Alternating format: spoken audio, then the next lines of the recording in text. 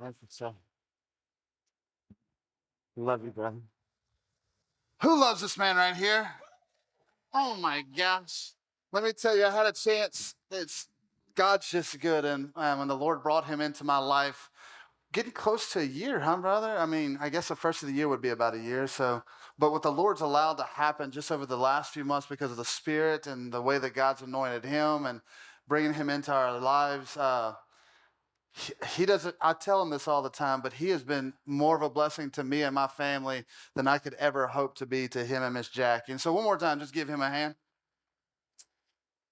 All right. Listen, okay, we have so much to cover today, all right? I mean, you have 7 hours with this redneck and that redneck right there. We got a lot to do. So what I want you to do is hold up both hands just like this. Both of them, everybody, reach down and pull up your britches. We got a lot of running to do, As you know already, my name is Josh. I'm here with Corey, and we have the opportunity to serve the church in the U.S. And the reason why the Lord has brought us to this in the year 2022, this is going to blow you away. It's going to knock your socks off. In the year 2022, E3 Partners is a church planting organization. We planted 89,000 churches. Yeah, 89,000 churches. I never counted to 89,000, but I am guessing that is a lot of churches. 89,000 around the world. It's been beautiful to watch God use E3. The year before that, 69,000 churches. And every year it's exponentially growing faster and faster, and we purposely underreport because we don't want to oversell something that's not happening. God is moving in tremendous ways just in the last couple of years since COVID. It's been awesome to watch. But what breaks our heart is the vast majority of all of this fruit is happening outside the borders of the good old US of A. Now, who in here loves their country? Who in here wants to see their country radically rescued from the pits of hell? Right? Yeah, all of us. This is what we want, right? We want to see our country just get ignited with the beauty of the gospel. But most of the fruit we're seeing outside of our borders. In fact, Barna and Lifeway did a research coming out of COVID that less than 10% of the evangelical church, in the name itself, evangelical, you would think they're evangelistic, but less than 10% of the evangelical church share their faith more than once a month. 90% of the church is not even opening her mouth. And oh my goodness, we have the goodness of God to present to the world, and we're just not sharing that good news with the brokenness around us. It's not happening. And we believe it's because of two reasons. Everybody hold up two fingers just like this. I don't want you to forget this, all right? Two reasons. One is they lack competence. They don't know how to share the gospel. They know what God has done to them. They know the experience. They know when their life has changed. But man, they don't know how to communicate that. They don't know how to bring it into a way where they can present it to somebody else. And because they have no competence, this means they have no confidence. They don't feel emboldened or empowered, even though they have the Spirit of the living God living in them, because they don't know how, they don't go out and do it. And so what we're going to do today is we're going to make sure that every Tom, Dick, and Harry in here today, and every Sally, Sue, and Mary in here today, which you guys are super Christians, you know how to do this, right? We're going to make sure that we know a couple things before you leave today. You're going to know how to share the gospel. You're going to know how to do it. And not only are you going to know how to do it, you're going to learn how to teach other believers how to do it. You're also not only going to learn how to share the gospel, but in Matthew chapter 28, verses 18, 19, and 20, you'll remember what Jesus said right before he went to be seated at the right hand of the Father. He looked at his apostles. He looked at those 11 disciples, and he said, "Go therefore." First of all, he said, "All authority is given unto me, both in heaven and on earth." Right? Remember that? As if to say, I'm in charge. What I say goes. All authority, it's mine. Therefore, go and make pew sitters. Is that what he said? I don't know. My translation might be a little off. Is that what he said? Go make pew sitters? Shucky ducky, no, that's not what he said. He said, go make disciples. So we not only need to know how to communicate the gospel well, we need to be equipped to make disciples. Who in here is a pastor? By show of hands. We got any pastors? Give these pastors a hand, first of all. They are some of the most beautiful people that you will ever want to meet. I love pastors. I love working with pastors. I've been a pastor for 20 years, and it's been pastors that has enabled me to deal with the beauty of the church, right? To deal with some of the things that you come across in the church. But for too long in the West, what we have done as a church family is we'll say, instead of giving them the gospel, we'll say, hey, come to church with me, and then I give them to Pastor Nicholas. And I shuck my responsibility in the kingdom to share the gospel and make disciples. After today, you will have competence, and you will have competence to share the good news of Jesus, but also to begin that journey of making disciples, to help people look more like Jesus tomorrow than they do today. Who's up for that journey? Anybody?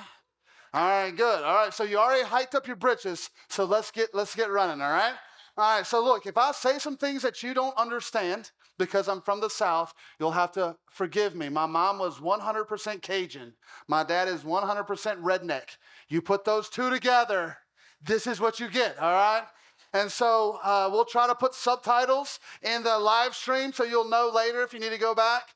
But we got a lot of running to do. So if you ever have a question, don't hesitate to raise your hand. Pastor Dennis is here. Corey is here. And a lot of the people that we've been working with, we call them our firecrackers, they're here. They can answer your question. They're kind of scattered throughout the room. And so if ever you have a question, just ask. We don't want anything to pass you by. A couple things you need to know as we move forward today, though. Here we go. Hopefully you got something to write with. Has everybody got something to write with? Yes, good. You need something to write on, and I don't mean those pretty tablecloths. I would imagine Pastor Nicholas would really get upset about that. So you have paper and you have pen. And so anything that I put on this board, anything that Corey puts on this board, anything that Pastor Dennis puts on this board, we want you to put that on a sheet of paper, all right? And then we're actually going to give you some tools today on these sheets of paper that you can keep in the Bible that will serve as a guide and a tool to help you make disciples that make disciples that make disciples. So this is important. That piece of paper is important. Everything that goes on this board is important. Now you're probably thinking 7 hours. That is a long time to hang out with a guy whose head glows because of the lights. But it will go by super fast.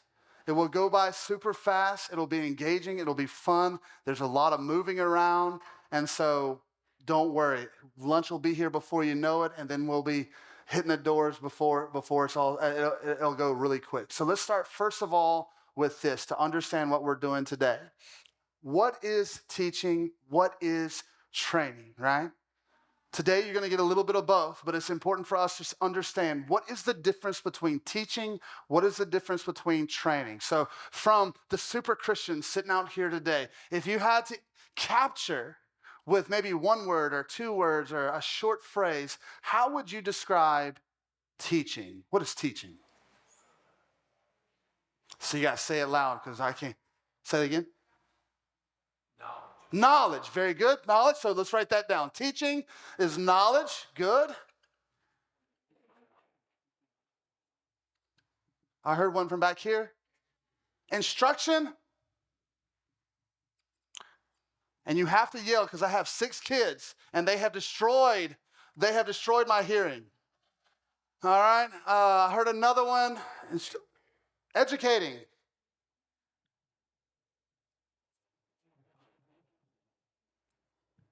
What else?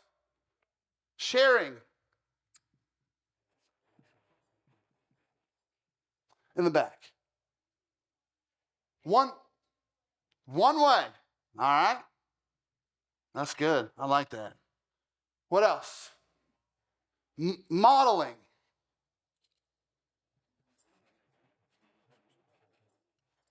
Saw a hand. Information. Oh, gosh. My Louisiana education's coming out on that one. All right.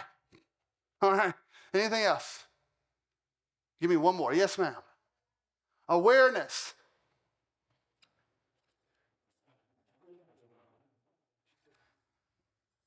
All right, so very good. So when we think about teaching, it's this understanding, as you described here, of handing over information, giving knowledge, passing it from one generation to the next, right? Or from one person to the next. All right, so now let's switch gears and let's think about what is training. How would you describe training? Maybe one word, couple words, a short phrase. How would you capture the idea of training? Yes, sir. Action. Leading, and then I saw another hand from the gentleman right there, leading, and then what'd you have, brother? Imputation. Implementation. Yeah, oh gosh. Implementation.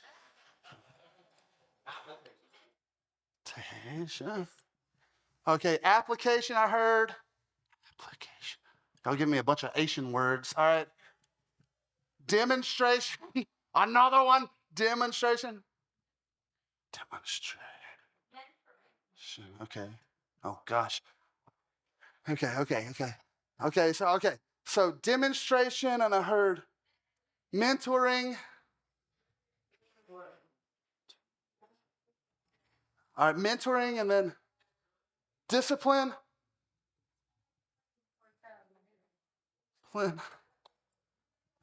Equipping. Oh my gosh. All right, I heard your hand, sir. Yeah. Drilling, yes, sir. Drilling. That's right. Boot camp. Yeah. Okay, so you get the idea, right? No, yeah, go ahead. Journey, absolutely. Accountability. These are all great answers. Yes, ma'am. Modeling, yes. So that would really work good over here. Very good. All right. Imparting. Hard work, yes. Oh, very good. All right, yes, ma'am. Practice. All right. You guys got it. You understand. So training, right? If this is handing over knowledge, this is actually implementing that knowledge. Everything that you said here. So today, we're going to give you some of this. But some of the knowledge that we're going to give you already know. Like some of the things that we're going to cover, you're like, oh yeah, I've heard that before. Oh yeah, my pastor has shared this with me before. Oh yeah, I've heard this in Sunday school class or in small group. You're going to get some information. You may learn a few new things, but by and large, the information that we're going to hand you, you know. This is why today is called training. Because we're going to take some of this and we're going to start practicing. We're going to give you some simple tools of how you can apply that. And so training requires two things. The first thing that it requires is a training buddy. All right? So I'm going to ask that you take the next 5 to 10 seconds. You got to do this fast. The next 5 to 10 seconds, and I want you to find your training buddy. Make sure you're okay looking at them for the next 7 hours.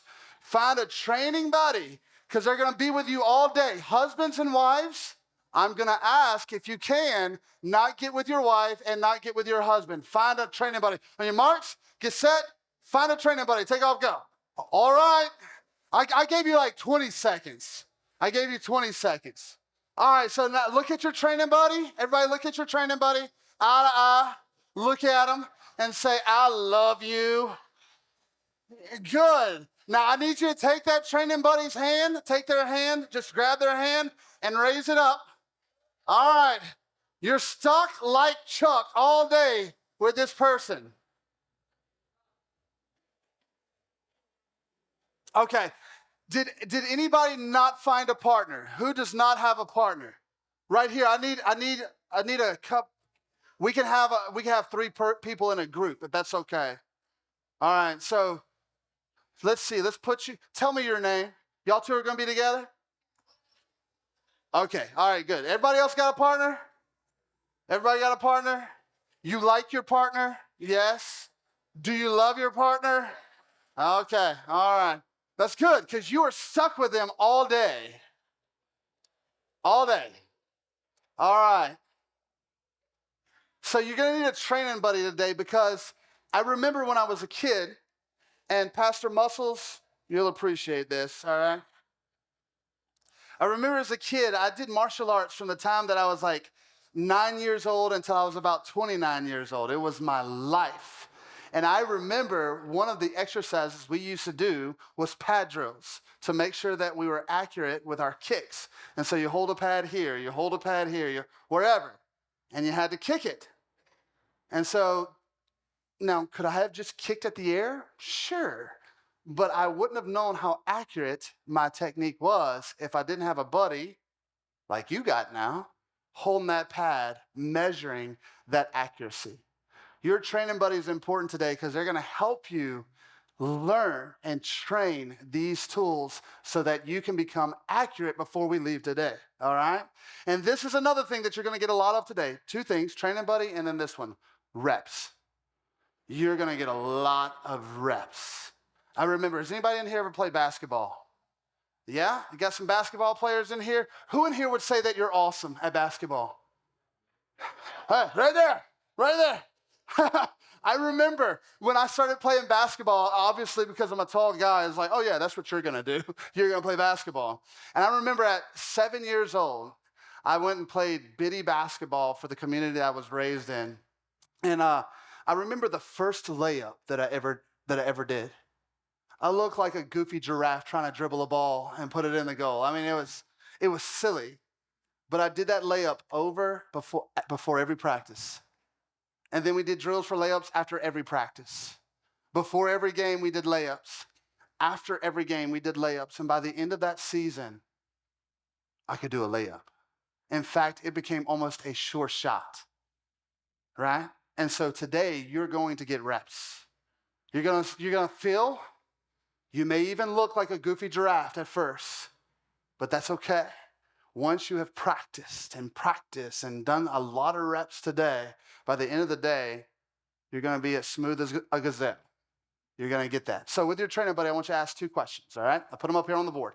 The first question is this: what do I plan to get out of today's training? So just discuss that question. No other question, just that question right now. You and your training buddy, what do I plan to get out of today's training? Go ahead, take a minute or two and do that. All right, good job. I know you probably still have a lot to discuss. You have a lot to discuss. And we can keep discussing if you're okay about going till 9 o'clock tonight. No? No? All right. Good. All right, let's discuss this, okay?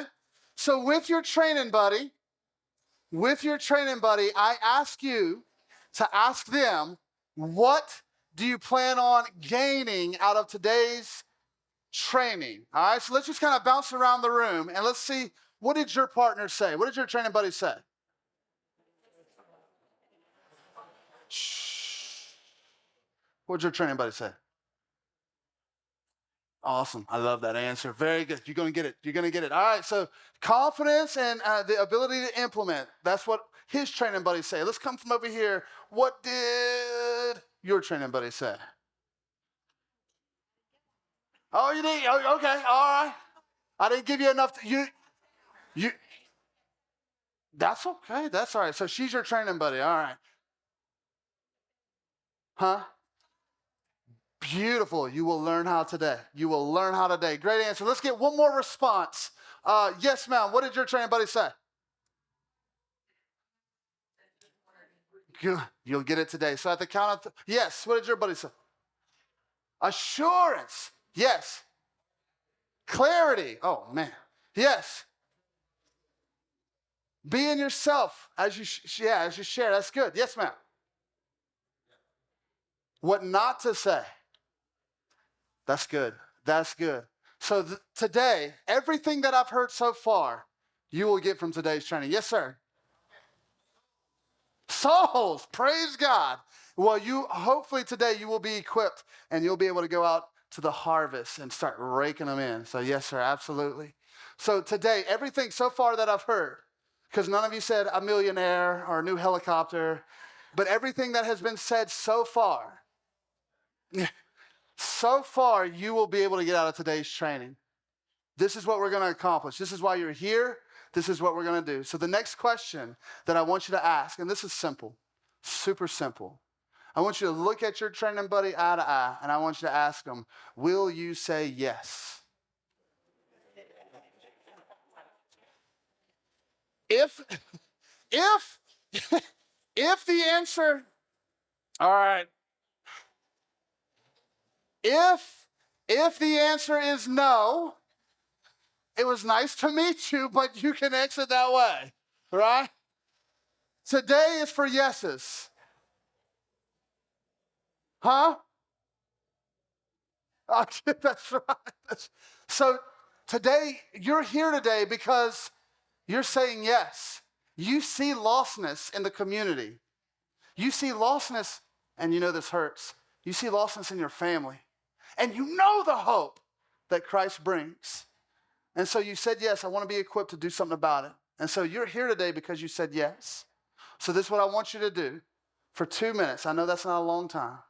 But I want you and your training buddy, I want you to pray that God would give you the courage and the boldness.